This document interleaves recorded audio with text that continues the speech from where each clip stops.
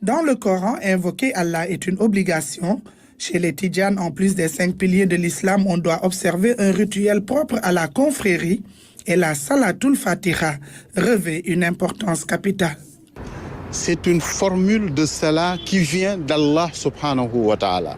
Réciter une fois seulement Salatul Fatihi vous rachète de l'enfer. Première des incantations transmises à Seydi Ahmed Tijane par le prophète, le wird, un acte d'adoration fait de manière assidue. Quand vous allez dans le Coran, vous trouverez que plus de 30 fois, Dieu fait injonction aux musulmans de se rappeler d'Allah subhanahu wa ta'ala, de le magnifier, de le glorifier. Le lazim, forme de prière sur le prophète Mohammed, paix et salut sur lui, est une partie intégrante du wird. Il se fait obligatoirement tous les jours, matin et soir. Astaghfirullah 100 fois, Allahumma salli ala sayyidina Muhammad al-Fatih lima ughliqa 100 fois et la ilaha illallah 100 fois. Psalmodier à voix basse, la wazifa a un caractère solennel au moment de réciter la Jawratul Kamal, la perle de la perfection, a été dictée au cheikh par le prophète Mohammed, paix et salut sur lui. Quand on fait la wazifa, on met le drap blanc, 100 fois la ilaha illallah, 50 fois Allahumma salli ala sayyidina Muhammad al-Fatih, astaghfirullah al-azim al-lazi 30 fois. Mais pour cette prière qui est la Jawharatul Kamal, c'est 12 fois. Quand vous récitez la Jawhara 7 fois, le prophète sallallahu alayhi wa sallam est parmi nous.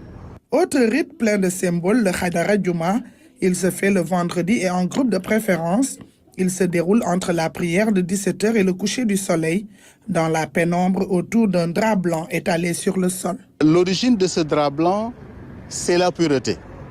C'est rechercher la pureté. Il y a une heure dans laquelle Allah subhanahu wa ta'ala exauce les prières entre la prière de Asr et la prière de Maghrib, c'est-à-dire Timis.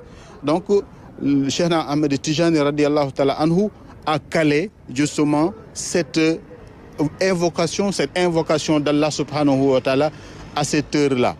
Pour bénéficier des rétributions divines, il faut respecter les conditions de validité. Avoir une adhésion dans la tariqa Tijaniya, formuler l'intention et venir à quelqu'un qui est agréé à pouvoir donner justement ces zikrs-là, d'avoir une concentration, de penser à Allah subhanahu wa ta'ala de manière continue. Tous ces rites sont des invocations particulières au prophète de l'islam. Ils sont obligatoires pour tout fidèle tidjane ayant reçu l'autorisation d'un dignitaire assermenté, une façon de le préserver de la dispersion spirituelle.